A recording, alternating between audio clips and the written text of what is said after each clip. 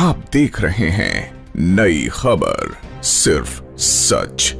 Yusuf Pathan, Shatrughan Sinha, Kirti Azad, outsider को मुद्दा बना रही ममता के 3 बाहरी उम्मीदवार। ममता बनर्जी ने लोकसभा चुनाव 2024 के लिए पश्चिम बंगाल की सभी 42 सीटों पर उम्मीदवारों के नामों का ऐलान कर दिया है।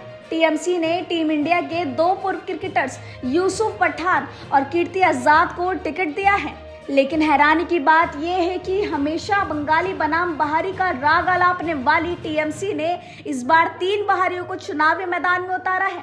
इन बाहरियों में यूसुफ पठान और कीर्ति आजाद के अलावा शत्रुघ्न सिन्हा भी शामिल हैं। तृणमूल आमतौर पर बीजेपी पर बंगाली विरोधी पार्टी होने का आरोप लगाती रही है। विशेष रूप से 2019 के चुनाव के बाद जब बीजेपी ने बंगाल में अपना आधार बढ़ाया था तो टीएमसी ने उन पर जबानी हमले तेज कर दिए थे। तृणमूल कांग्रेस में नंबर 2 के नेता अभिषेक बनर्जी ने रविवार को कोलकाता में एक रैली को संबोधित करते हुए कहा, एक बार फिर बंगाली बनाम बाहरी चुनाव को लेकर बीजेपी पर निशाना साधा। उन्होंने कहा कि पहले चोर जेल जाते थे लेकिन आज वो बीजेपी में जा रहे हैं, ये मोदी की गारंटी है। वहीं दूसरी तरफ एक महिला है जो अभी भी टीन की छत वाले मकान में रहती है और हवाई सैंडल पहनती है। बंगाल को क्या चाहिए, मोदी और दीदी? बंगाल की धरती को बेटा या बाहरी?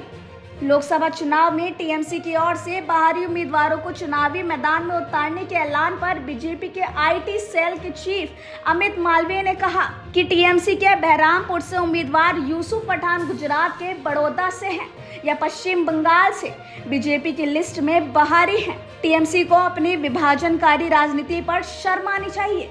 अब आइए जानते हैं यूसुफ, कीर्ति और शत्रुघ्न सिन्हा कहां से लड़ेंगे चुनाव।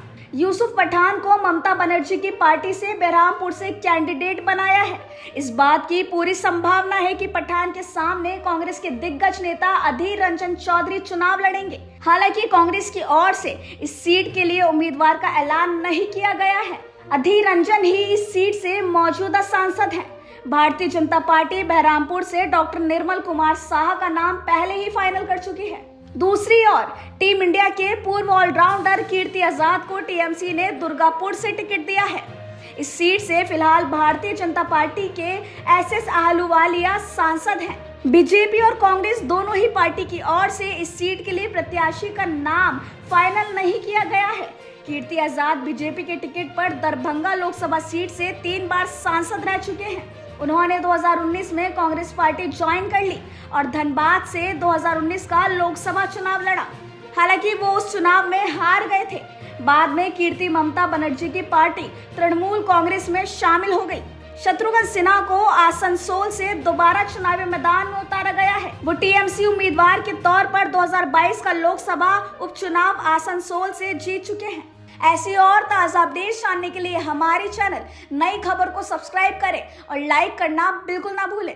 नई खबर, शहर आपका, खबर आपकी।